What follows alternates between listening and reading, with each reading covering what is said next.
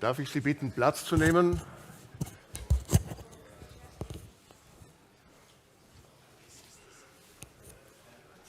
Wir starten in Kürze.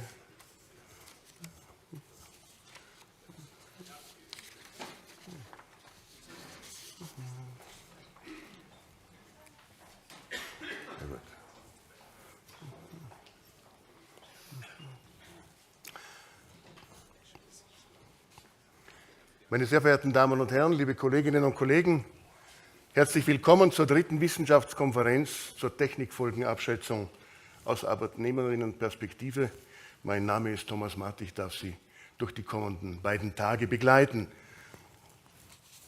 And a very warm welcome to the English part of the conference. Thank you for all being here. Today it's wonderful to see such a diverse and engaged audience. My name is Thomas. And I'm thrilled to be your moderator for today's conference and for tomorrow. Today, we have gathered to explore the latest advancements in artificial intelligence and its impact on the world of work. Wir werden über AI sprechen, wir werden über künstliche Intelligenz sprechen, ein Thema, das bei der Konferenz im vergangenen Jahr schon anklang, aber doch deutlich leiser als heute. Es hat sich in diesem Jahr unendlich viel verändert. Und diese Konferenz ist eine Premiere in zweifacher Hinsicht. Zum einen ist es das erste Mal der Fall, dass sie in Zusammenarbeit mit dem Competence Center Future of Work der Friedrich-Ebert-Stiftung stattfindet. It's a collaboration with Friedrich-Ebert Foundation, the first time. Und sie weist weit über den Rahmen dieser beiden Tage hinaus, die wir miteinander verbringen. Arbeiterkammer, Friedrich-Ebert-Stiftung und ÖGB haben gemeinsam das Progressive Labour Network gegründet, um aktuelle Forschungsprojekte und Initiativen auszutauschen. We will share projects for the future in the Progressive Labour Network. Und was erwartet Sie in dieser Konferenz? 40 Referentinnen und Referenten, 2 internationale Keynotes, 40 Speakers, 2 Keynotes, international. You see, we take the theme very serious. Wir nehmen das Thema sehr, sehr ernst. Und bevor wir beginnen, darf ich den Hausherrn nun zu mir bitten, Präsident Bernhard Heinzle. Er wird die Konferenz persönlich eröffnen. Bernhard, bitte. Applaus für unseren Moderator Thomas Matt.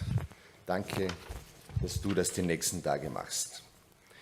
Liebe Konferenzteilnehmerinnen, liebe Konferenzteilnehmer, im Namen der Arbeiterkammer Vorarlberg, auch aus meiner persönlichen Überzeugung, herzlich willkommen zur dritten Schaffarei Konferenz. Hier in der Arbeiterkammer und anschließend auch da drüben in der Schaffarei. Auch herzlich willkommen zu Hause an die Zuhörerinnen und Zuhörer am Livestream. Danke an Dominik Götz, danke an das Team der Arbeiterkammer Vorarlberg und das Team der Schaffarei. Ihr habt das wunderbar organisiert. Ich weiß, Sie hatten zum Teil unglaublich lange Anreisen. Das Wetter haben wir so organisiert, dass es heute sehr, sehr schön ist. Nach vielen Wochen haben wir das erste Mal wirklich schönes und herrliches Wetter. Die nächsten Tage sollte noch der Schnee dazukommen. Es ist erstmalig, und das sehen Sie hier am Logo, erstmalig auch die Zusammenarbeit mit dem Competence Center Future of Work der Friedrich-Ebert-Stiftung mit Justin noch Rede. Und das ist eine Besonderheit. Wir freuen uns sehr, dass diese Zusammenarbeit möglich ist. Ja, die Schaffarei Konferenz, Sie als Expertinnen und Experten aus den verschiedensten Ländern, Sie werden sich die nächsten Tage vernetzen, im Sinne der Arbeitnehmerinnen und Arbeitnehmer. Sie werden die Zeit haben, sich auszutauschen, sich gegenseitig zu hören, sich Gedanken zu machen in kleinen und größeren Runden, Ideen zu entwickeln und Lösungen zu haben zum Thema Digitalisierung, das uns Arbeitnehmerinnen und Arbeitnehmern täglich beschäftigt. Das habe ich gestern Abend erlebt, als es darum ging, in einer Runde von Handwerkern auf die Frage, Bernhard, nimmst du noch einen Weiß-Sauer? Und ich das mit Nein beantwortete, weil ich heute auf dieser Konferenz bin. Auf die Frage, was ist das? Was machen die da? Ja, die reden über Digitalisierung. Ja, das betrifft Sie nicht. Sie sind Tischler und Maler. Sie betrifft das nicht, weil der Tisch muss von Ihnen produziert werden und der Maler malt nun mal die Farbe an die Wand. Nach 20 Minuten Diskussion war klar, es betrifft sie auch, denn die Farbe wird von einem Computer gemischt. Und es ist notwendig, das Marketing über Digitalisierung zu machen. Und auch der Tischler stellte fest, dass er die Maschine programmieren muss. Und so wurde die Diskussion sehr interessant, wie es sein kann, dass Digitalisierung im Handwerk angekommen ist und Ihnen selbst war das gar nicht so bewusst, wie Sie beeinflusst werden. Apropos Persönlichkeiten, wie gestern Abend hier bei uns bei der dritten Schaffarei und der Keynote. Es freut mich sehr, dass der renommierte Wissenschaftler Dr. Fabian Stephany von der Universität of Oxford hier ist. Schön, dass Sie sich die Zeit genommen haben. Digitalisierung und deren Technikfolgenabschätzung, bitte, im Sinne unserer Arbeitnehmerinnen und Arbeitnehmer, tauschen Sie sich aus, vernetzen Sie sich, haben Sie gute Ideen für unsere Betriebsrätinnen und Betriebsräte, die auch zahlreich heute hier sind, für unsere Arbeitnehmerinnen und Arbeitnehmer in Vorarlberg, in Österreich, in Europa und der Welt. Gestalten wir gemeinsam die Digitalisierung mit.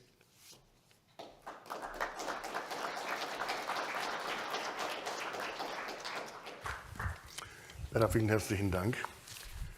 Meine Damen und Herren, noch ganz kurz 2, 3 praktische Hinweise.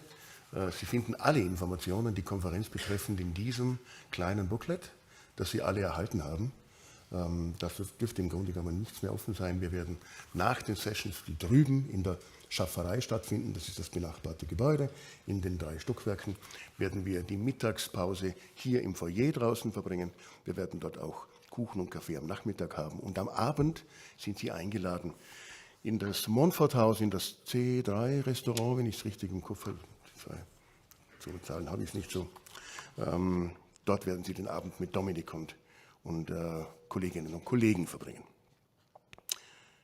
Es muss übrigens Unterschiede geben. Ich wurde gestern Abend nicht einmal gefragt, ob ich ein Glas Wein trinken wollte.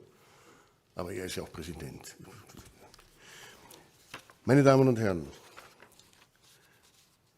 diese Konferenz wäre undenkbar, wenn Kolleginnen und Kollegen nicht von vielen Monaten schon zuvor begonnen hätten, darüber nachzudenken und sie zu organisieren.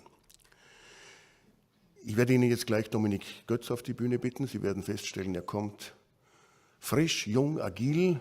Das ist ein kleines Wunder, nach all dem, was er hinter sich hat. Und ich würde Sie bitten, Dominik Götz, den Verantwortlichen für die Konferenz, herzlich zu begrüßen. We would like to welcome Dominik Götz here. He is the one in charge for this conference. You will see him very fresh and young and full of power, and that's like a miracle because he had worked incredible, a lot of. Please come here.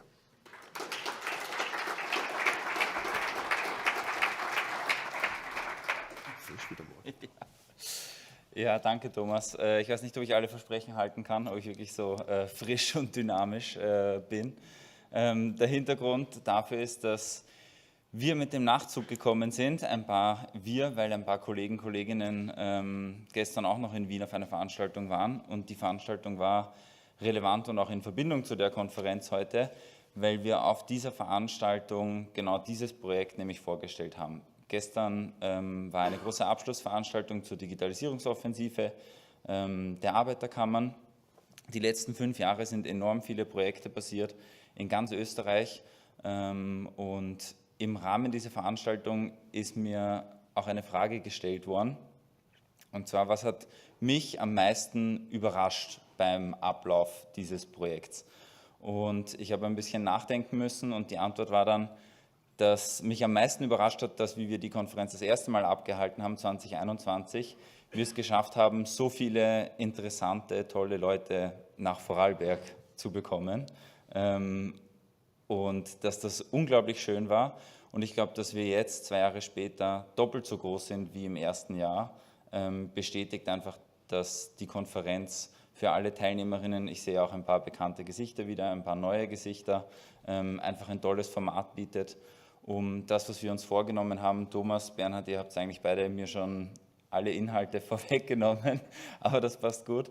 nämlich genau die Vernetzung zwischen Arbeitnehmerinnenbewegung, Arbeitnehmerinneninteressensvertretung und der Wissenschaft ins Visier zu nehmen. Und das hat die letzten 2 Jahre gut funktioniert und ich freue mich schon sehr darauf, dass wir das jetzt wieder machen können. Und ich freue mich besonders, dass wir das mit der Friedrich-Ebert-Stiftung gemeinsam machen können. Und das Einzige, was noch nicht gesagt wurde, ist nochmal ein großes Dank an alle, die mit mir gemeinsam diese Konferenz organisiert haben. Wir haben das dieses Jahr als ganz großen Team-Effort gemacht. Und genau, ich bin total froh, dass wir da so eine große Unterstützung hatten und freue mich, dass jetzt endlich losgehen kann. Danke.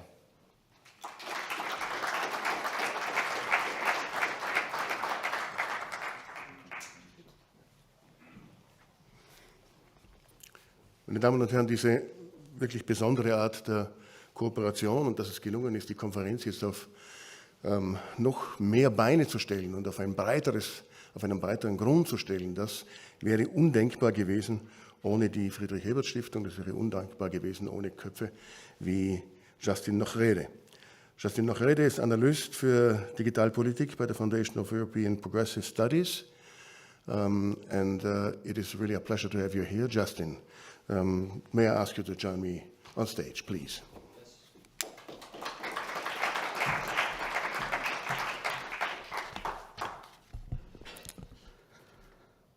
Vielen Dank und herzlichen Willkommen alle. Welcome to all. I'm Justin Nachrede. I'm here, as was said by Thomas, from the Friedrich-Ebert-Stiftung in Brussels. They set up a new competence center on the future of work. We exist since 3 years. And we're super excited to be here today, that I'm here not as a speaker like last year, but to really represent our institution as a partner and co-host in the third conference on, if I'm correct in English, technology assessment from a worker's perspective. Das ist nicht einfach, Technikfolgenabschätzung übersetzen. So again, really thrilled to be here. I said I will speak in English for 2 reasons. First, because I'm still learning German and I have a horrible Bayerish accent, according to my parents-in-law. So I think that's not a good idea. But second, also because this year the conference is a little bit different. There's also a range of speakers from all over Europe, and some of whom don't speak German. So also if you really feel welcome, and also have a little bit of understanding. As I said, we try to translate as much as we can. It's also sometimes difficult. And if you think that technology can help, we're here to discuss technology, well, not always. Yesterday I tried to find the right translation for Schaffarei. And I thought I'll check Google Translate, right? So the first thing I got was conductor. The second was the railway. And the third time I tried, I got sheep producer. Again, I'm not a German expert, but I have the feeling none of those things is correct. So perhaps that's also a lesson about that we should be careful about using technology blindly. You know, we have to be there, have to be in control, have to think about what we're doing. But I think, okay, I'm digressing. As said, we're co-hosts. I'm super happy, but I also don't want to take false credit where it's not correct. All the hard work, all the logistics has been done by the Arbeiterkammer, by the Schaffarei team and project. So big thanks to Dominic, to Linus, to Claudia, and the entire team. Really very much appreciated. For me, it's such a luxury to come here, help out where I can, but all the hard work, as said, has been done by you. I also would like to thank, of course, the president, Bernhard Heinzle. Really appreciate the cooperation. Also, as you said, in the Progressive Labor Network. So we're also building a network on top of the annual conference, but I'll go back to that a little bit later. And what I want to achieve, what I hope that we get out of this conference is a few things, and what also we can bring, because perhaps that's an open question. If we don't do the logistics, what does our competence center bring? Well, what I hope we can bring is first a European network. We're based in Brussels. We have networks all across Europe, and you also see that in the speakers who joined. I'm really thrilled. We have people from Finland, from Sweden, so it's interesting. We have the Nordic model. We have people from the UK, where a lot of new technology is really rapidly implemented. We have people from Eastern Europe, from Slovakia, for instance, and we also have somebody dialing in from the US, from Silicon Valley, actually. and of course also a contingent from Portugal. And I think they bring interesting perspectives. And on the other hand, they can also learn a lot from Austria, because there's a lot of unique institutions. The Arbeiterkammer is one that's pretty unique in Europe. There's a strong tradition of labor unions, of works councils, of active bargaining over technology, that in a lot of countries doesn't actually exist like that. So I think there's also a really good exchange and austausch that can take place. And I also really hope that that networking will happen. The second thing that I hope we can bring is also a bit of a perspective on European policy making. I worked for quite a few years in the European Commission, and also our mission as an institute is really to follow closely what happens in Europe. And I know when we talk about technology and work, not all the policies that come from Europe are great. There's a lot to criticize, and I know that. But I do think we cannot ignore it, and it's very relevant. If you talk about data protection, if you talk about AI, there's an AI Act in the making. If you talk about platform work, there's a lot of stuff happening in Europe. We follow that closely, and we also want to bring that perspective to the conference. Just to close, what I would really like to see from the conference is a lot of networking, as Bernard, as you also said. I already see that there's a lot of ideas of people working on similar topics that would be really good if they get in touch. So to really build that academic exchange. And second, I would also really like, and this is a bit more long-term, to bring together academics, the labor movement, labor representatives, unions, Arbeiterkammer members, and policymakers, to also better inform policy making. Because I saw in the European Commission that this was often missing. I know that the Arbeiterkammer is really active also in Brussels actually on that, but it's an uphill battle. So I also hope that also with the policy, with the progressive labor network that we will create, that we can somehow create that network and closely follow policy and give the right information at the right time to the right people. We're still thinking about how to do that best. We have, of course, the annual conference, but we have to find a way to maybe institutionalize that knowledge and share that better. But that's something we also work on. I would like to close on that note. And from my side, very happy also, Fabian, that you can make it for the keynote here from Oxford. Really very much looking forward to your presentation and your keynote on skills. And on that, I would like to give the floor back to Thomas. Thank you.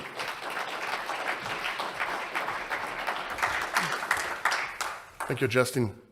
And never mind about your Bavarian accent. Keep on speaking German.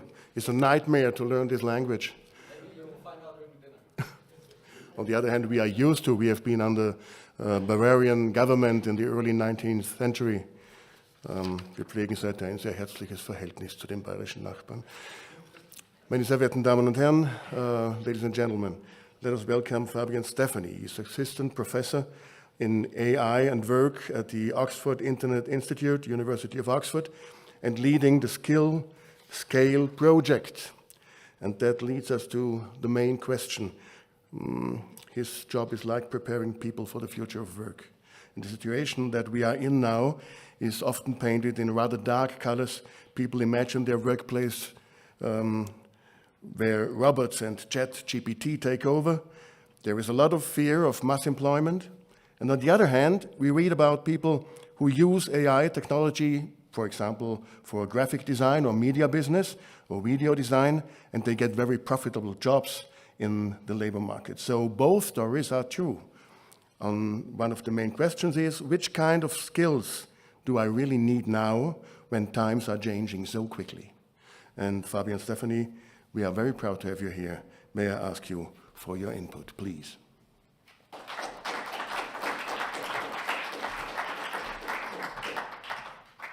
Dankeschön. Thanks a lot. Thank you for this kind invitation, being part, helping to open this amazing venue. Thanks to the Arbeiterkammer, to President Heinzle, but also, of course, to Dominic and Justin and the Friedrich-Ebert-Stiftung for making this possible. The group that I run at the University of Oxford is called the Skill Scale Project. And we're investigating how our labor market is changing under the influence of new technology. And I've been asked several times, but why is it the skill scale group? Why is it not the tech scale group? It's all about technology, isn't it, right? It's all about artificial intelligence. And what I'd like to convince you of in this keynote, and hopefully also with our research, is that there is no technology without skills. There is no technology without workers. Technology does not function without skills. Technology needs somebody to create it, needs somebody to develop it further, to maintain it, to apply it, and eventually also to regulate this. This is done by human beings. And this is done because they have amazing skills to do that. And this is why we're looking at skills. And I think all of you actually have amazing skills. It's fair to believe, according to research, that every single one here in the room has what I call a superpower skill. What I mean with this is a skill that you have truly mastered, that you're really competent in. And I'd like, for a very small exercise to warming up in the morning, I'd like to invite you to think of this skill. This could be any type of skill. This does not have to be a work-related skill. This could be something that you do in your free time. That could be something that you do alone, with your family, with your kids, with your partner, with your dog, maybe. This could be something creative, it could be something very applied. Try to think about it for a brief moment. A skill that you think like, I got this, I'm really good at this. It could be drawing, could be playing the piano, speaking another language, speaking in front of people, calculating, doing Sudoku puzzles. I'll leave it to you. You got this skill? Yeah? Okay. Then think about the moment, try to think about the moment when you realized that you had acquired this skill, that you had not only acquired, you had mastered this skill. Try to think of the moment where you realized, okay, I got this. I'm really good at this. This could be yesterday, it could also be 10 or 20 years ago, depending on the skill that you picked. You got the skill and you're in the moment. Okay, now I'll ask you the very awkward question from an economist's point of view. How did you feel when you realized this? What was the feeling? Any one-word feelings? Anybody? Yeah, down the back. Grateful, yeah. I saw another hand over here, I think. There's one there. Supported, yeah. Grateful, supported. Another one? We have a third one? I know it's early. Yeah? Proud, okay. I've been asking this question on several occasions similar to this one. I've been also annoying my friends, my family, colleagues, people, all walks of life on the street, academic, policymakers, politicians. The answers are somewhat very similar. People feel supported. People feel more optimistic. People feel that something has shifted. People feel encouraged. But most of all, there's a strong feeling of empowerment. People feel empowered. People feel that something had shifted, that they had moved beyond.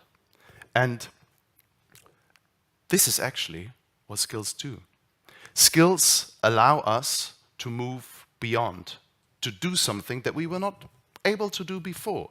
So skills allow us to shift our own horizon. And this is a feeling of empowerment. Skills are, and this is also the theme of this presentation, skills are power. Skills are power for individuals, for workers too.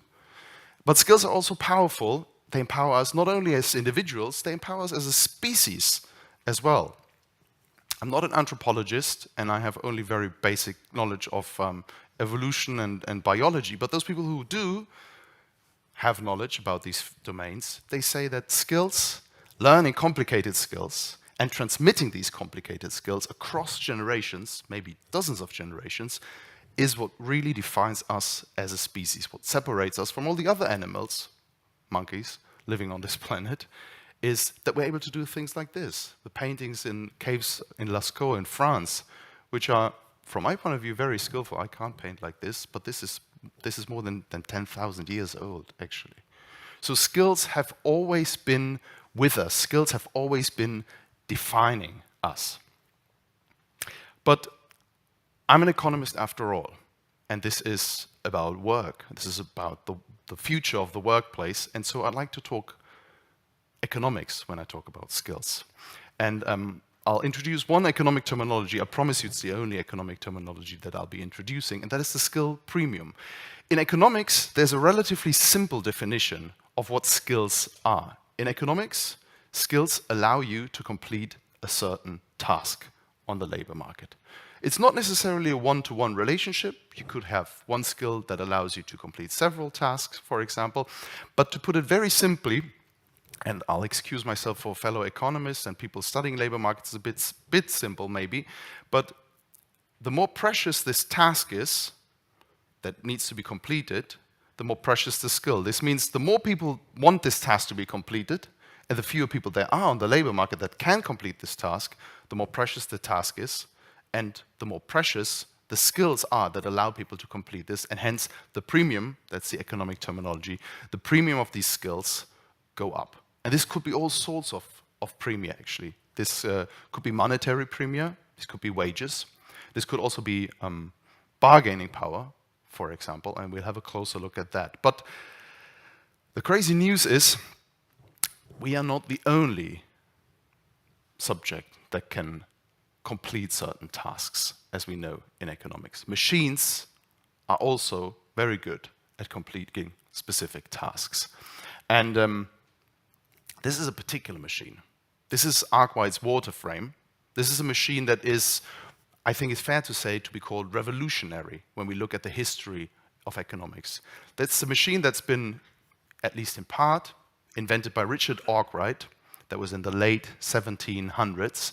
And this is a machine that's been introduced into the weaving industry in middle and northern England.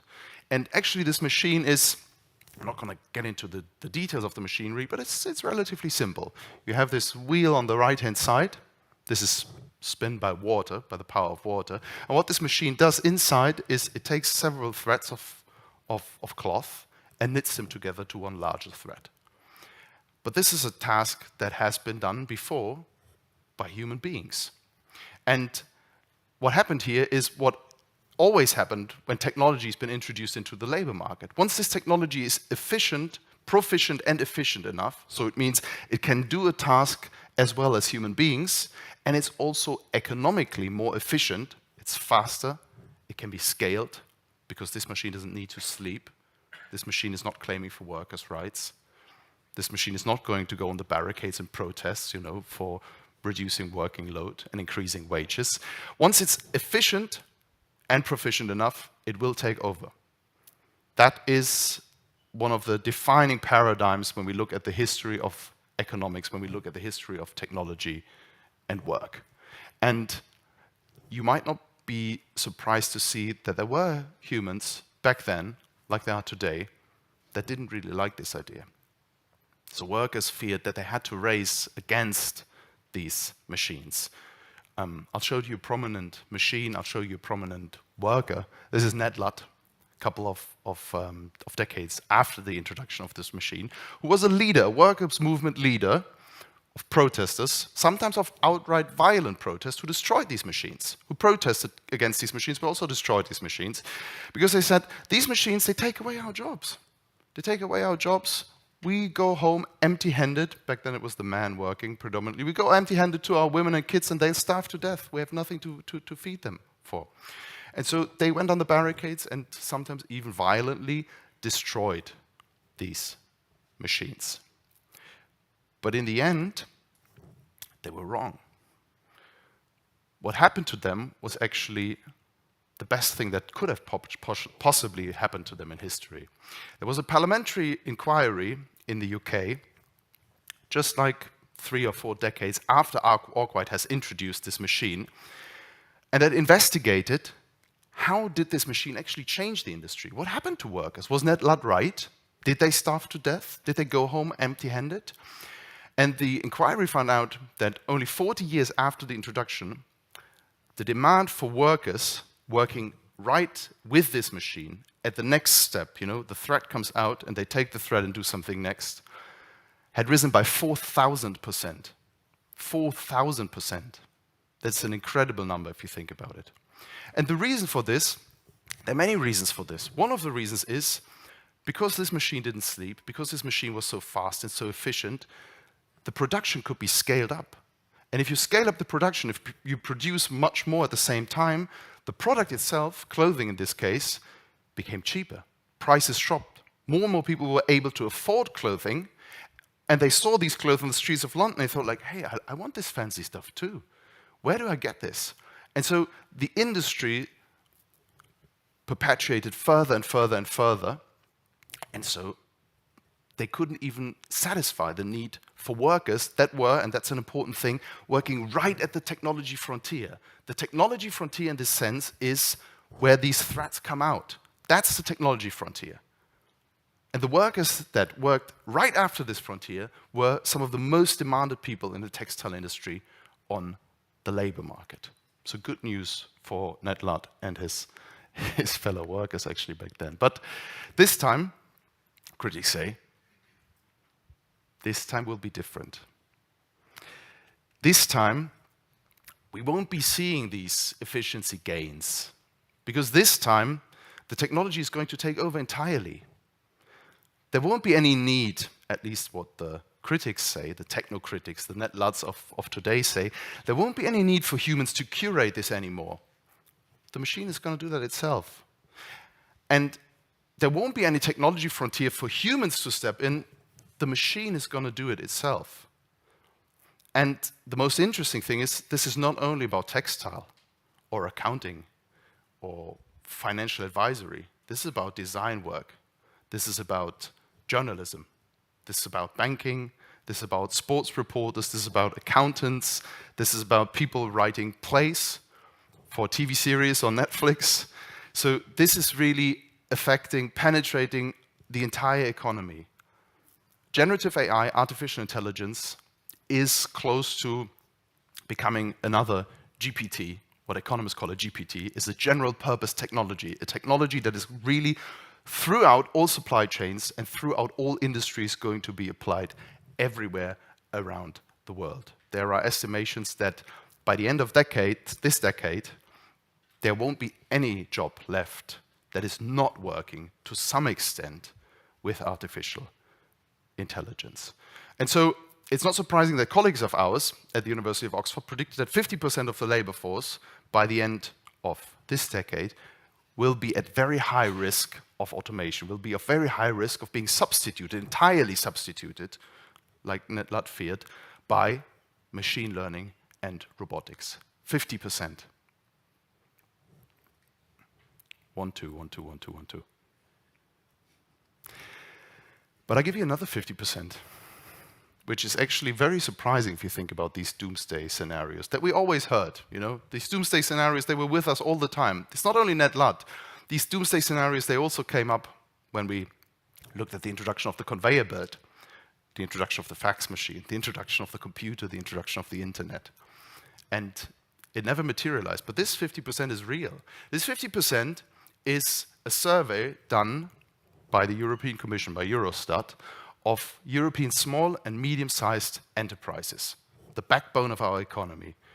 And 50% of these enterprises said that they had difficult, if not immensely difficult, times in finding skilled talent for ICT, for their ICT positions. And if you ask me personally what 50% I believe in, well, the first 50% is speculation. This 50% is not looking into the future. This is not forecasting. This is nowcasting. This is real. So businesses are actually starving for talent. And it's not surprising that some of this talent has a very good bargaining power, actually, on the labor market.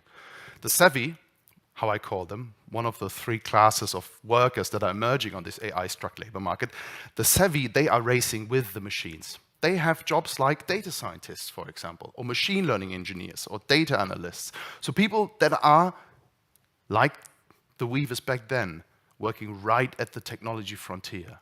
They're working right with AI. Some of them are developing AI, but not necessarily. I'm not talking about people that are in Silicon Valley, the machine learning engineers that are programming for OpenAI, for example, for ChatGPT.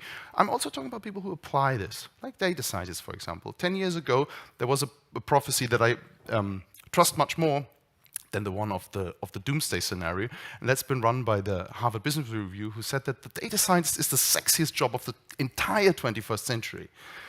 They revisited this a couple of years ago, and they still found it's still the sexiest job of the 21st century. And what they mean with sexy is that these jobs not only have staggering wages. The average wage for a data scientist in the Bay Area in San Francisco is $250,000 per year. But they also have amazing working conditions, if you think about it.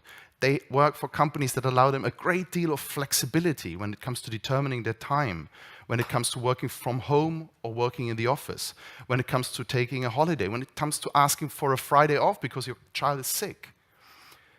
The flexibility, the premium, not only the economic premium, but also the premium in terms of flexibility for these people, for data scientists, is enormous. And the reason for this is because they have amazing skills. They have skills that are very sought after. They have the skills that only few people have on the labor market, but that everybody wants, because everybody wants artificial intelligence, or the economy is at least fueled increasingly by artificial intelligence. But the interesting thing is, this not only applies to data scientists right at the frontier. We had a closer look at various occupations, and they are not necessarily in the field of ICT. They are, for example, also in the field of marketing.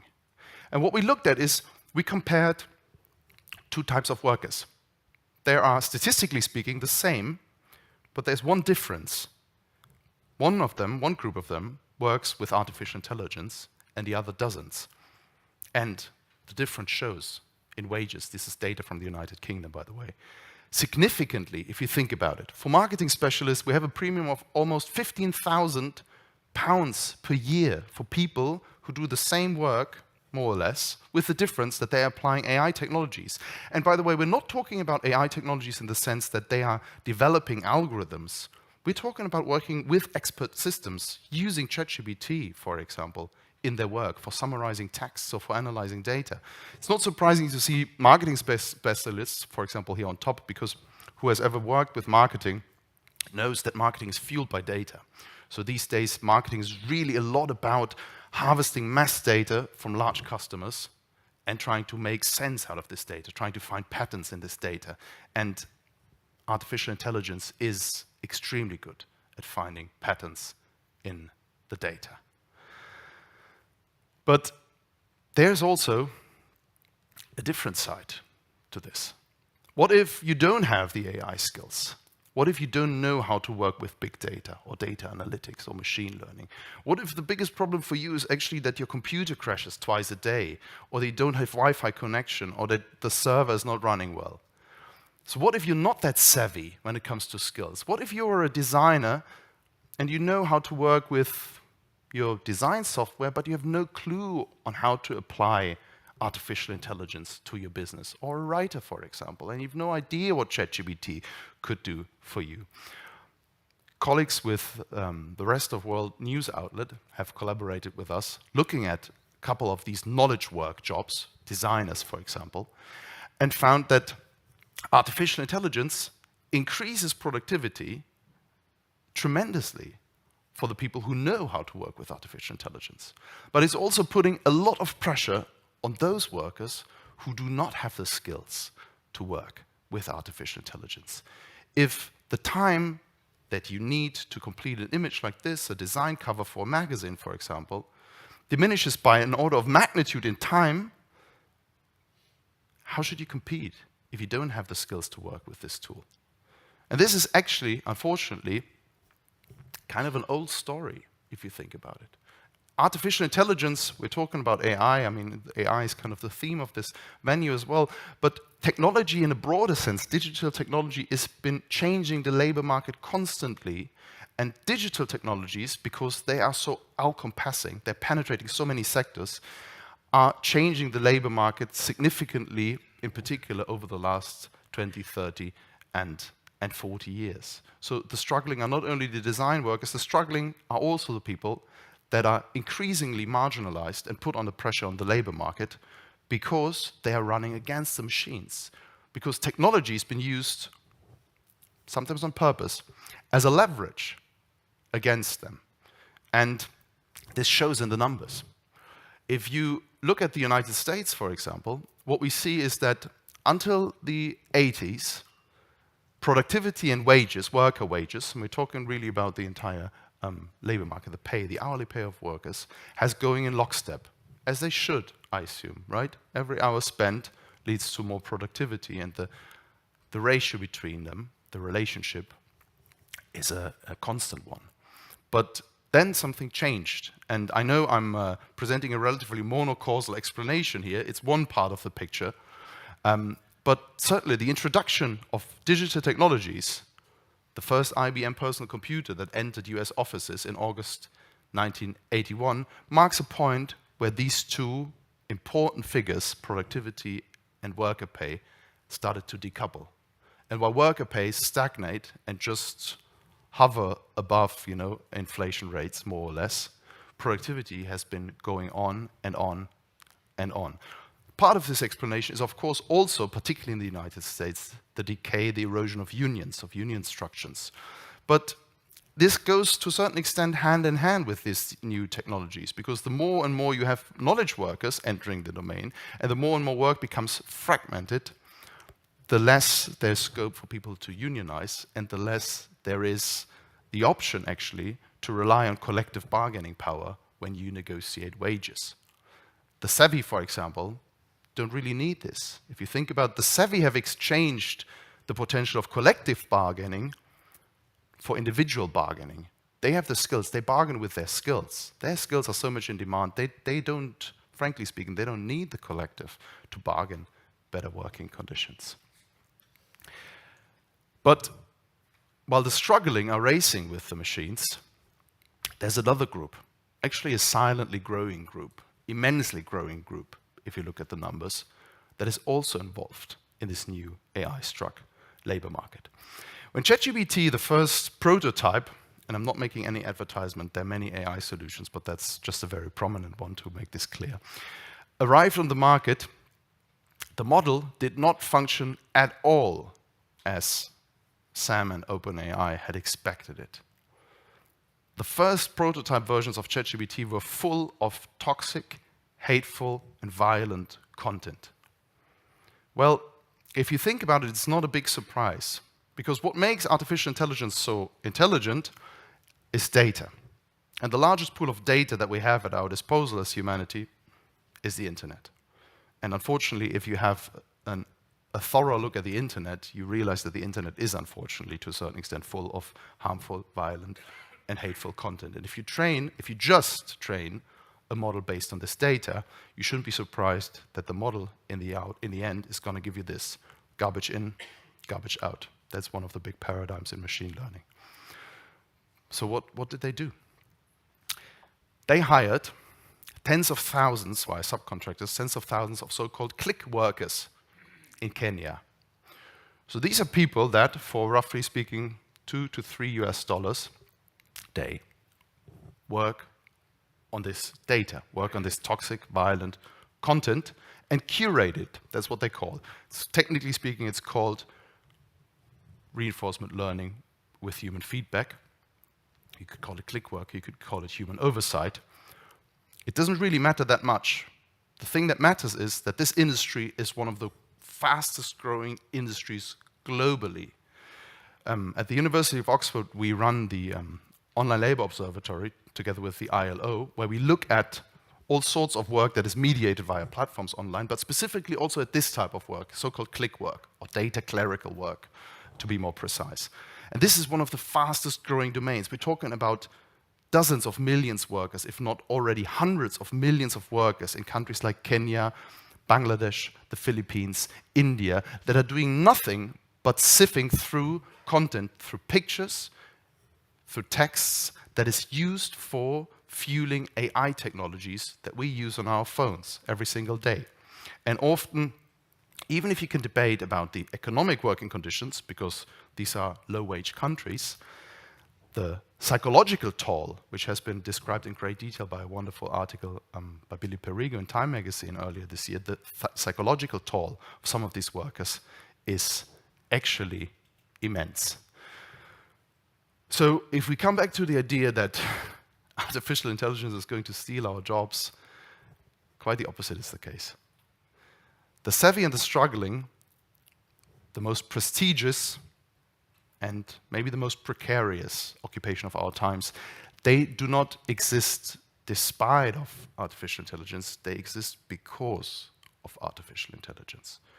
And you have the struggling in the middle. You have people in the middle who are not tech savvy enough and maybe who do not have the institutional backing to run with the machines, to keep up with this technological development. And you can imagine, if you think about what motivates people to choose political radical opinions, I think it's already among political scientists and many journalists that I spoke to, common sense that dire economic outlook, that the feeling of being left behind, of people advancing and you staying in your old life, in your old society, in this old world, is one of the prime motivations for political extremes, for far-right extremes, for example, as we see in them, unfortunately, in many countries emerging, to leverage on this. But what do we do? What do we do about this? I mean, you're probably not surprised to hear me say that skills might be a solution to this issue in the end. Here again, we have a number, what I tried to describe in words, of these three different groups of the struggling, the conventional labor market that in the United States over the last decade has only been growing marginally, click workers that are way above average growth rates, and the savvy that are enjoying the strongest growth rates, actually, on the labor market. We had a closer look whether we could find a solution to this when examining the savvy. So usually, when it comes to your positioning on the labor market, to your outlook on the labor market, it's a lot about education, right? That's a commonsensical argument. The higher your level of education is, the better your outlook should be on the labor market. And we had a look at a specific new type of data set. This is data from 1 million job vacancies in the United Kingdom over the last 4 years. And we do find that across all industries, across all regions, across all occupations, there is this clear economic premium for education. If you have a bachelor's degree, you can earn more money, 4%, than with no university education, and 10% more with a master's, and even 20% more if you have a postgraduate degree, if you have a doctorate degree. So far, so good. But the interesting thing is, this premium has entirely disappeared for AI roles. There is no educational premium anymore if you look at positions where people are, at least to a certain extent, supposed to work with artificial intelligence. We're trying to wrap our head around why we observe this. There might be two reasons. One of them is, of course, that it's difficult to find talent in artificial intelligence with a university degree. Good luck finding somebody with a master's in machine learning or PhD in data science. You know, this technology has just emerged. I mean, in the timescale of educational systems, it has really just emerged. I mean, we are at the University of Oxford, at the OIR, we're really proud of running a master's program in social data science with really smart students who go out into the world and become machine learning engineers or work for large governmental or private companies. But we're doing this for 4 years now, and we were the front runners. So there are only 4 cohorts out there who have a master's degree in social data science. It's really difficult, actually. And at the same time, even if there were more of them, there is just too much demand compared to the supply. It's like in the time, you know, of the rubber barons in the United States, where they said, like, okay, you can dig a hole, you can build a train track, you're on board. We don't care where you come from in Europe, you know, what your background is. We just need your work. And this is what we believe also happening here, when we look at roles in artificial intelligence. And not surprisingly so, if it's not the education, then it's really the skills.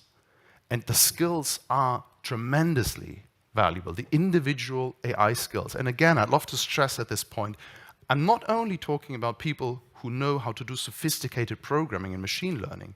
I'm really also talking about people who know how to use, just apply basic AI tools like generative AI, like large language models of ChatGPT, and apply them in their work. We see that in our data set, at least, compared to the average labor market, compared to all other average positions, and this is covering the entire economy, they enjoy a much bigger growth.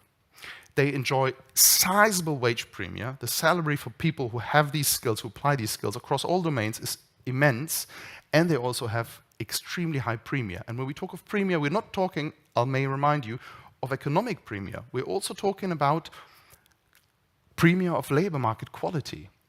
So we find that people who have the right skills not only gain flexibility, they also gain optimism. They also gain more stable contracts. There's a positive effect of having specific in-demand skills on whether you have a short-term contract or a long-term contract. And even if you lose your job, the skills positively influence the time spent that you are without a job on the labor market. So they positively influence your chances of finding a job again. But how do we bring these skills, how do we redistribute these skills, the skills of the savvy, to the rest of the population? I'd like to give you two examples, two practical examples that I had the privilege of encountering over the last year. One is with a really big car manufacturer, German car manufacturer. And because I'd also love to talk about manual work. This is not only about white-collar work. And they were in a situation where they realized, okay, we can't let Elon Musk run away. We need to build electric cars, right? It's like, this is not acceptable. And they were really ambitious about this, and they had one specific factory where they said, this factory, in 1.5 years from now, in 18 months from now, this factory is going to be entirely electric. Right now it's producing diesel, but in 1 year, there's no other car coming out of this factory than an electric car. And they told the person who was in charge of the internal reskilling of the human resource management of this factory, or actually of the entire company, and you're not allowed to fire a single individual that is currently working in this factory. And he said, like, okay, this is going to be challenging. And then they put the cherry on the top and said, like, and then by the end, when the first electric car comes out, Angela Merkel is going to stand there next to you and she's going to shake our hand. He's like, okay, wow. So they're serious about this. They were really worried. So first of all, they got all the manufacturing stuff out. Apparently, you need really a lot of different equipment for building an electric car, I didn't know, than compared to building a conventional diesel. But they needed to do the same thing with the brains of the people as well, right? It's really also technically, I mean, there are similarities, but it's technically also really difficult. There are a lot of digital appliances that you didn't need when you produce diesel cars. They needed to change the skill set of the people as well, and not hiring new people, not firing employees, keeping the same people and changing what's up here, or here in their hands as well. And they were worried at the very beginning, like many people are worried on the labor market, that the older part of the labor force is not going to do this. They said, like, but what about the people that have been working here for 20 years, like maybe only 5 years ahead of them in their career? You think we'll really manage to do that? It turns out that this was the least of their concerns. He described some of the replies of particularly older workers who've been really working there, like for good 2 decades, saying, this is no problem. We switched from Trabi, which is the dysfunctional GDR car, to diesel back then. We did this back then. We can do this again. And economists speak, or educational scientists speak, of a positive learning event, a positive learning reinforcement. And it turns out to be that research is also on their side. It's not so much about age. Of course, our brain loses capacities when it comes to aging, certainly. But the more important thing when it comes to the chances of learning something new, and this is really what this new labor market is about, the chances of learning something new are deeply influenced by your experience with learning. If you have been constantly learning, age is almost irrelevant for learning something new. I mean, of course, in your domain, as we are looking at the same domain of producing cars here. The other example that I'd like to give you is a completely different company. You might guess which company this is. It's a big Silicon Valley company, particularly their Brussels office. And I spoke with one of the colleagues there on an event similar to this, where we looked into the future of work, and I'd be curious, like, okay, so, but you're the front runners. You are at the technology frontier this time, Google. How do you do it? What about your people? I mean, they need to learn new skills all the time as well. And he said, like, yeah, the way we do it is that we have made learning part of our working. In their office, at least, 20% of their working time is learning time. And you might think, okay, wow, this is crazy. Like, how can I afford this? Like 20% of the time, this means I only have 80% for the actual working. It's like, no, that's really the difference. The returns on learning something new, the closer you move, particularly to the technology frontier, the returns on learning something new are so tremendous, they by far outweigh the 20% that you might lose in terms of working time. And they've been running very, very well, making learning part of working. And they can actually learn anything. So they give their employees the option to learn whatever they want to. They could learn free climbing. Of course, they don't. Many of them, naturally, they go for skills that they need in their workplace. But they decide which skills those skills are. If they work in the tech team, they maybe go for learning a new programming language. Some of them in the tech team, they went for learning managerial skills, and they became a leading manager in their team later on. But the message is, it was left at the command of these people, but the institution provided a framework and really an institutional change in the sense of giving them the space to learn something new. I'd like to conclude with a couple of ideas that we've taken away from our research and also from these experiences. I can't go through all of them possibly. I'd love to go through all of them, but I'm happy we can discuss this, I guess, later as well. I'd like to take two of them as an example, going from the institutional to the very private. Starting with the very institutional. I talked about older employees who might have difficulties in learning something new, but it's actually not because they're old. It might only be that they hadn't had a positive learning event in the past. What about younger folks? In the UK, unfortunately, we see that the capacity for learning something new, anything, not AI skills, any type of skill, this capacity is, as I have hopefully convinced you, the defining feature of success in the AI-struck labor market. But what we see in the UK is that comparing kids from a less affluent background to those with an affluent background, that if you don't have the privilege, the chance of having the right parents, your capacity of learning something new already in elementary school halves of learning anything. This is potentially extreme in the United Kingdom, but it's a trend that's visible among many industrialized countries, so-called educational inheritance, that the background, your personal background, strongly influences your chances of success. And this is something where institutions need to improve. I mean, there are colleagues from the educational field who are advocating for various solutions how to do this. One is definitely, and I keep it on the political safe level maybe, is investing more. It's definitely investing much more in education, particularly in early childcare education. Because what studies clearly show is that high quality education improves the capacity, high quality education to everybody, improves the capacity of people, of young folks, learning new things. Because if you miss the chance of acquiring this fundamental skill, this most fundamental skill of learning how to learn at the beginning, it's very, very difficult, and that's what studies unfortunately also show, to catch up. So investment at good quality education at the very beginning is definitely something that needs to be changed in the institutions of industrialized countries.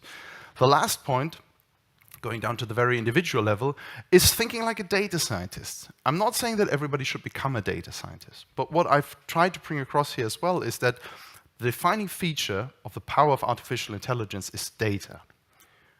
I told you technology is not able to function without workers and their skills, but artificial intelligence would also not be able to function without data, huge amounts of data. And so data knowledgeability, the knowledge of what data means, is essential across industries. It's not only essential for data science, it's becoming increasingly relevant for everybody in the entire economy. And I talk about things like, what is high quality data? Is AI getting better? Is the AI that we might be using in our company, is this getting better if we just take in more data, if we just collect more data? Or is it about the quality of the data? how does this machine actually work? You know, why is it not improving if we put in more customer reports and show still the same? Well, maybe the customer reports are just like the other customer reports. There's no variance in the data, and so the model can't learn anything. It's things like this. Those things they matter more and more. Not only for data scientists, they matter for small and medium-sized enterprises. I spoke just a week ago to the family office of a very popular and large ceramics factory, of ceramic producer in the German-French region, and they are using AI technologies extensively, not only for quality control of their ceramics with image recognition, but also in their accounting structures, also in their customer relationship management, also in their marketing. So knowing how to work with data, becoming a data scientist in terms of having this mindset is certainly also one of the essential skills that you need for the future of work. I'd love to conclude here. I'll invite you to, if you want to know more beyond this forum, have a look at our project page, skillscale.org. We've been doing a funny little documentary video, actually, this summer, which summarizes our current state of work. And again, I'd like to thank you very much for your attention and for the invitation.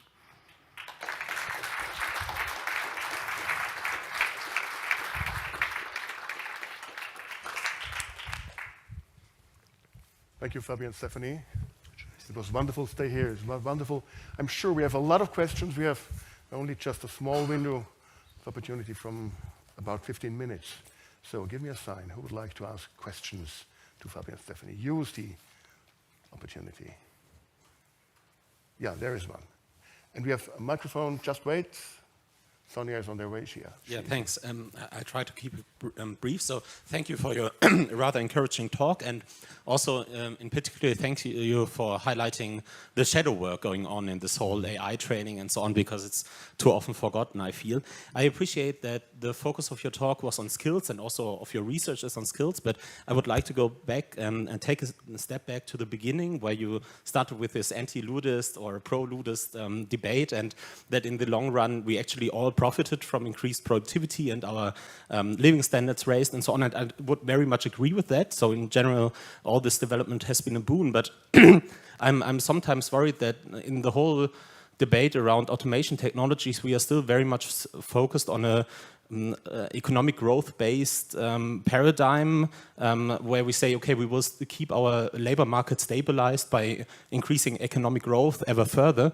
And I wonder whether that's really still the best approach in the time of climate crisis, basically. So I was wondering whether you could maybe comment a little bit on that, because AI, in a way, it's a digital technology, so it appears immaterial, but in the end, it also eats up a lot of energy. So maybe we could also think about how should skills develop in the double transformation of digitalization and economic crisis. Yeah. Thanks. I go question by question, right? Thank you. That's a really relevant question. So first, I'd love to say that I hopefully also tried to show you that something else but growth matters, and that is inequality, because there are stark inequalities emerging right now on the labor market because of this technology. And this is, I mean, I'm not trying to play one threat against the other, but I'm saying that this is an immense threat. Climate change is something. It's a big challenge for humanity, but this inequality is also a very, very big challenge. And when it comes to questioning growth, I don't know, I can't help but being an optimist here as well. So the study that I showed you, where I showed the premium of different AI roles, it actually stems from a research project where we didn't look at AI specifically, we looked at the twin transition. So we looked at not only AI skills or digital skills, but also green skills. First of all, we see that the twin transition is not yet taking off entirely, or the green transition is not taking off entirely in terms of skills. We already see skill premium emerging for green skills as well. So for people who are very good in, for example, energy efficiency, waste management, corporate social responsibility, so throughout the entire economy.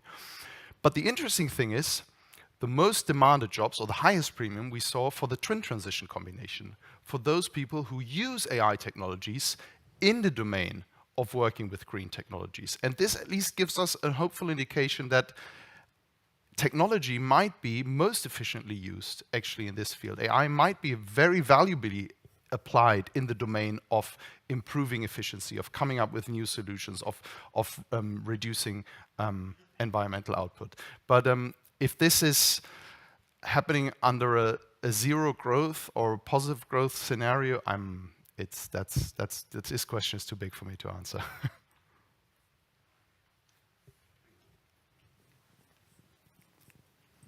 Hi, I'm Johannes Anttila from think tank Demos Helsinki. Thank you so much for your talk. A lot of familiar things, but also super interesting new points of view.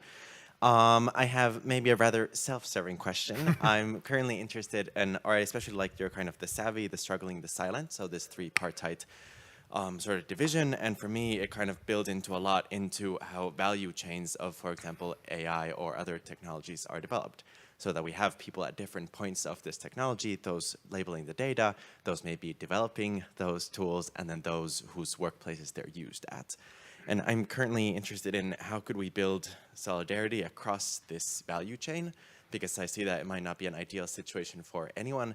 And even in the US, those people developing those actual tools, so those that you might call the savvy, are actually also kind of seeing and also rising up and are also unionizing.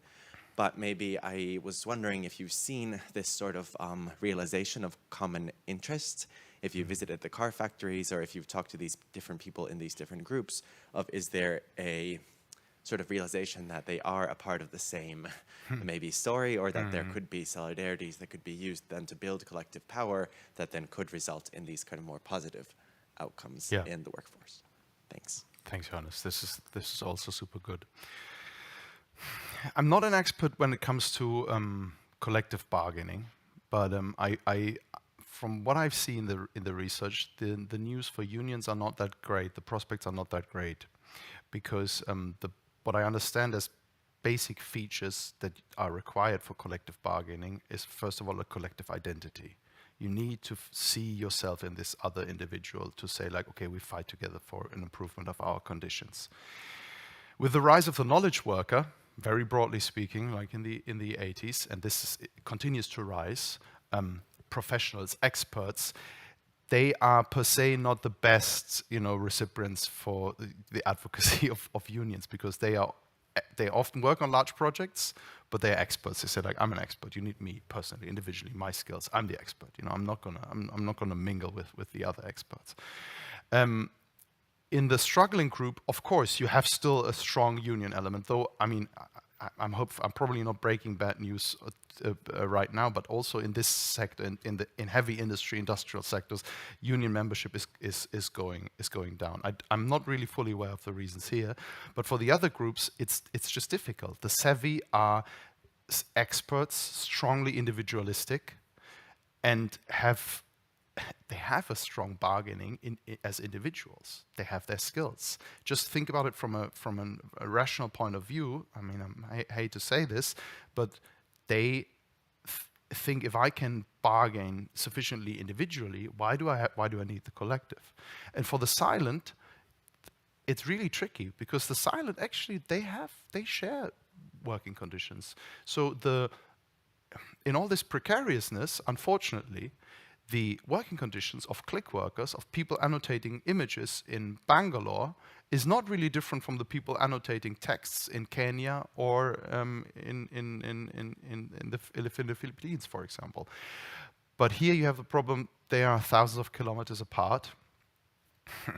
And you have a similar issue compared to tax evasion, actually. You could try and make them unionize in one part, and they ask for improvement of working conditions and higher wages, and then big tech says, like, oh, okay, so Philippines is no longer an outsourcing destination for us. We need to go to a different place. So what I'm trying to say is they have the prerequisites for doing that in terms of shared identity, and people are already rising. You see this tension if you speak to these people, but they would need to unionize in a much smarter way, on a much bigger scale, actually. I mean, if they were able to unionize globally, I had this discussion yesterday evening, they'd be sufficient, because make no mistake, if you think that AI is going to change the world, is going to change labor markets fundamentally, the way that we do and produce things, you need these people. You need hundreds I mean, Google estimated that by the end of the decade, there might be 1 billion people, eine Milliarde, working in this field of data curation, of human oversight, overseeing the input and the outcome of AI technologies. This is a tremendous labor market, and companies need these folks. If they find a way to bring this across, they can improve working conditions, for sure. Do savvy workers need support of labor unions? How could we reach them? How could we support them? They seem so individualistic. Sorry, the savvy workers? Savvy workers. It's a question for us as responsible for 170,000 workers here in Vorarlberg. Yeah. How could we find them? How can we support them? That's a really good question. I mean, you've seen unconventional protests recently. If you think about script writers in Hollywood, for example. I mean, if I think, personally speaking, if I think of union solidarity, union uprising, I wouldn't have thought of script writers in Hollywood. Actually, I would have thought of Bahn strikes in Germany or on the metal industry, for example. And here you already see that the pressure of technology is bringing people together.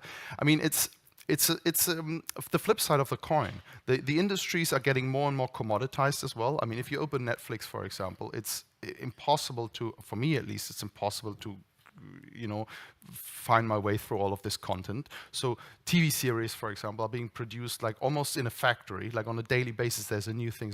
It's being increasingly commoditized, and there, of course, technology has a big role, because if we talk about not the top content but the mediocre content, technology can actually compete with workers, but apparently the workers won't let that happen. So I think we see increasing solidarity there already, but for the really savvy, for the people that have strong skills, in-demand skills, I frankly speaking don't see the economic incentive for them, actually. And I don't know if they are maybe the best target group for unions to look at.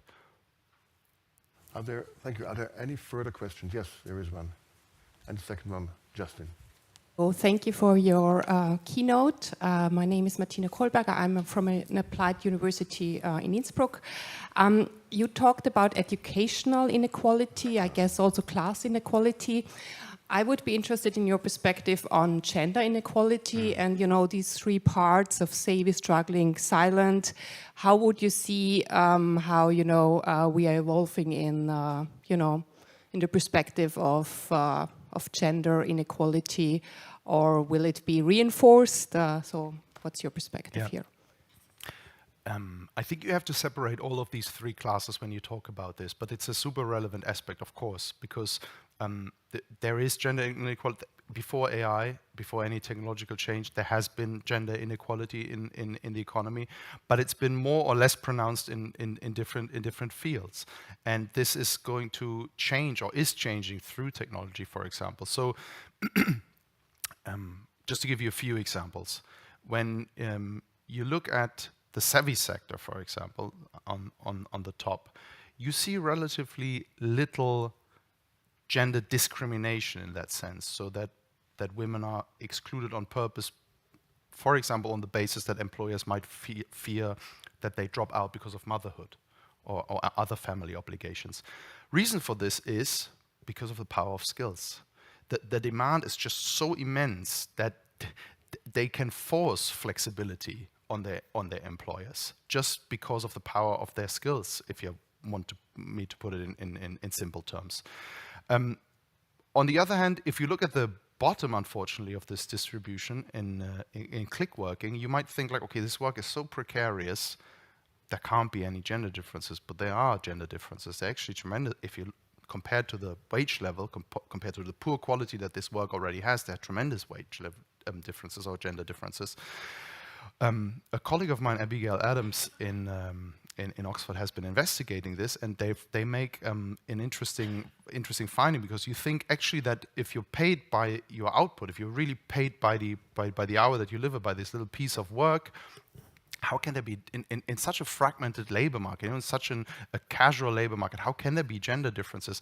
The thing is, it's because how people structure their work. They found out that there are unexplainable differences, and these differences disappeared once they looked at how people structure their work. What I'm trying to say is that men, because conventionally they had less outside obligations in terms of care, for example, and family, they could take up a call for a click working job at 3 o'clock at night, or work really late, or do it ad hoc and say like, oh, here's another one, oh, I'll work 2 hours longer, no problem.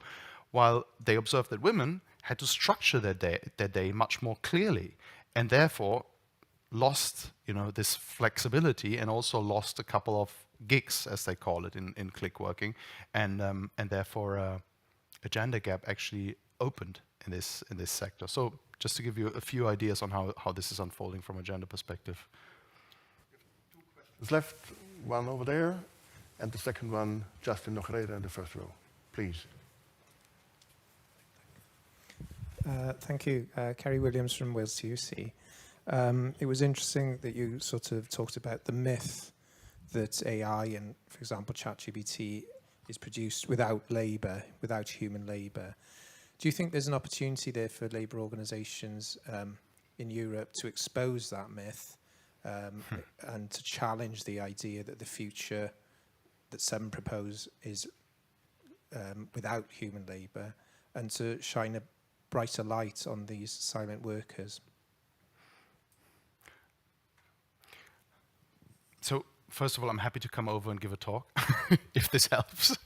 But jokes aside, I think it needs more evidence on this, because the evidence is the evidence that's showing this clearly is mounting up. So particularly, I'm running a different project with a colleague where we look at the click working side. I knew that this sector is relevant. I myself was astonished how big this now is. And by the way, it's not only happening in Bangalore and in the Philippines. It's increasingly happening in marginalized regions in the Northern Hemisphere as well. So former burned out industrial towns like Sheffield or the Rust Belt in the United States have become, relatively speaking, of course there's more going on in the global south, but relatively speaking, become hotspots for this type of precarious online work, because the proper job doesn't suffice anymore to pay the rent, and people, actually particularly interesting, often women, opt for this because it gives them a certain type of flexibility, to mingle this type of work in. So I think we need more awareness for this. We need to show the results like this and be outspoken about research findings on this, because AI is not going to destroy jobs. AI is going to lead to precarious jobs and fantastic jobs and something in between. And polarization is really the key threat here, not mass unemployment. And the last question in the first row, Justin Nogreda. Thanks a lot, Fabian, for this amazing presentation. Perhaps two quick questions. One is, you painted in a way a kind of positive approach, right? Yeah, we can all learn those skills. You don't need a lot of, you need a lot of time invested in that, but not perhaps formal qualifications. Like this can be done, I guess, relatively easily in that sense from an individual perspective. But then, of course, if you look collectively, it looks rather grim for a lot of people. And those massive reskilling schemes that have been successful in the past, I haven't really seen that. So that's quite difficult. I was wondering, because this is mainly about adapting to technology, is there also, do you agree with a lot of economists now, like Acemoglu and others, who say, no, it's not just about adapting to technology.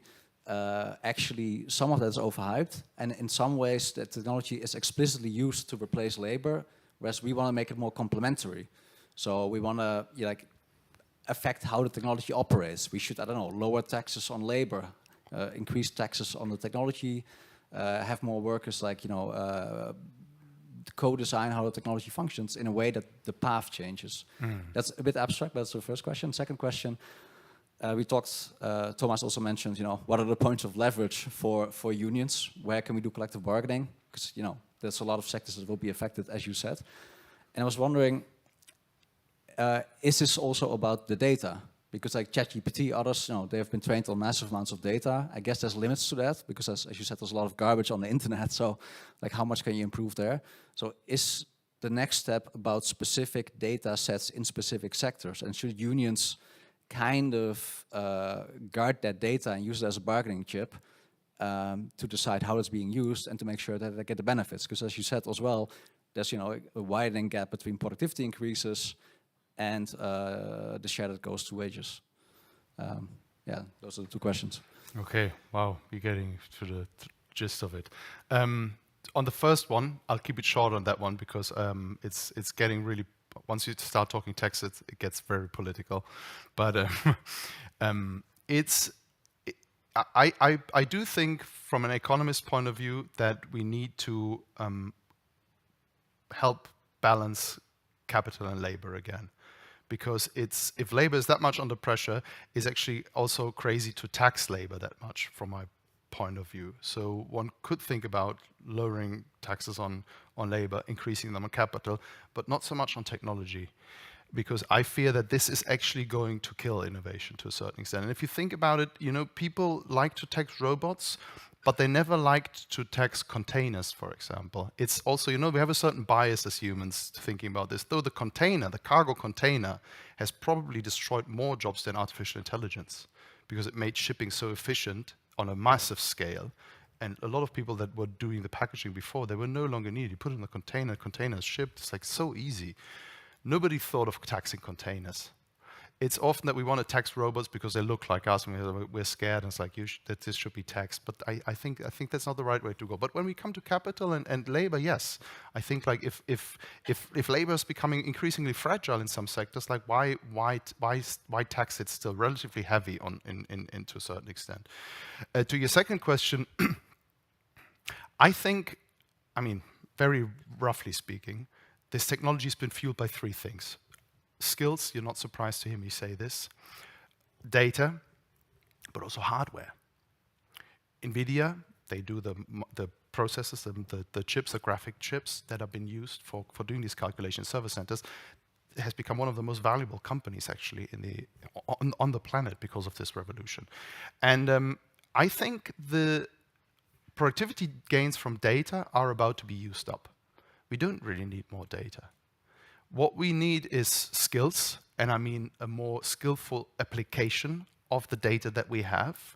Smart people thinking about like, okay, how could I use this resource in a different way to create a better technology, more efficient technology?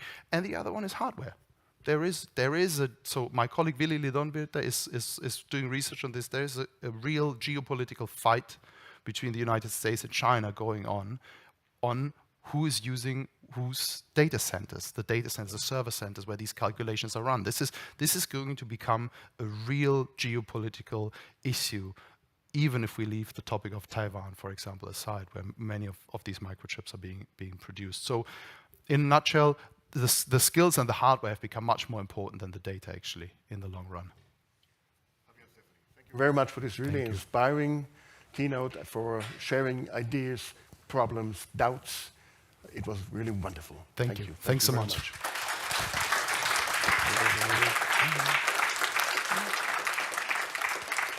Meine Damen und Herren, wir gehen ad medias res, wir gehen jetzt hinüber ins Gebäude. Drüben in der Schaffarei, im benachbarten Gebäude, finden Sie auf den 3 Stockwerken die Sessions. Sie finden alle Informationen in Ihrem Heft, das Sie bekommen haben. Wir beginnen um 10:15 Uhr mit der ersten Session. Im ersten Stock finden Sie das English Department, in den beiden anderen die Vorträge, die Sie im Heft zu lesen haben. 10:15 Uhr bis 11:45 Uhr erste Session. Dann treffen wir uns zum Mittagessen drüben im Foyer.